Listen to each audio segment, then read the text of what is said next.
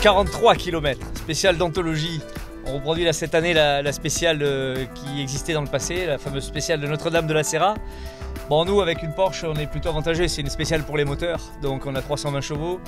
Voilà, ça s'est plutôt pas mal passé, on fait le 20e temps je crois en VHC, donc, et on passe 19 au général, donc pour l'instant mission accomplie, hein. On souhaite être dans les 20 premiers.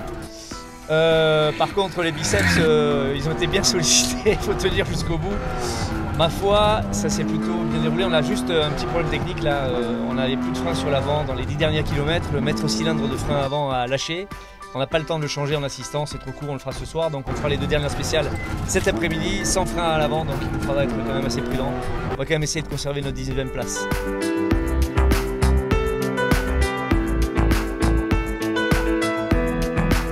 Alors aujourd'hui en plus on joint l'utile à l'agréable, en ce vendredi 12 octobre nous recevons un certain nombre de nos clients qui nous ont fait le plaisir de nous rejoindre pour cette spéciale de Notre-Dame de la Serra. Ils ont survolé la spéciale toute la matinée en hélico.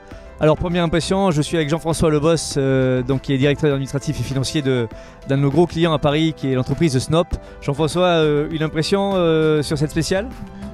C'est un moment extraordinaire d'abord de survoler toute cette zone que moi je connais plutôt par l'eau, par-dessus, par les airs, voir les voitures qui avancent. On a l'impression qu'ils vont tout doucement, hein. C'est vraiment très surprenant. Alors qu'en fait quand on regarde de près, on s'est arrêté, on s'est posé, les voitures, on voit l'effort que font les pilotes. C'est vraiment un problème de tous les instants à surmonter, quoi. Bravo Nicolas. Il ne faut pas avoir froid aux yeux je crois pour faire ce job, mais bon on n'est pas là par obligation, on est là par plaisir, donc finalement est-ce qu'il n'y a pas une forme de masochisme dans le sport automobile, finalement des fois je me demande, mais en tout cas le plaisir est au rendez-vous. Bon Jérôme, une première impression à bord de l'hélico ce matin?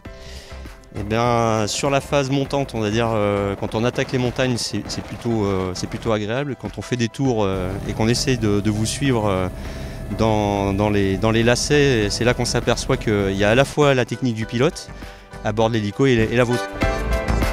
Claude, une impression aussi? Oui, l'impression générale déjà c'est que ça doit être hyper éprouvant parce qu'on vous voit tous arriver fatigués, il y en a plein qui disent il faut laisser la place aux jeunes, etc. Bon, nous on n'était pas trop fatigués dans l'hélico, ça allait. Bon, on vit en rêve éveillé, hein, je crois, aujourd'hui, c'est vraiment une journée exceptionnelle, donc on a la chance de vivre grâce à toi et au Tour de Corse.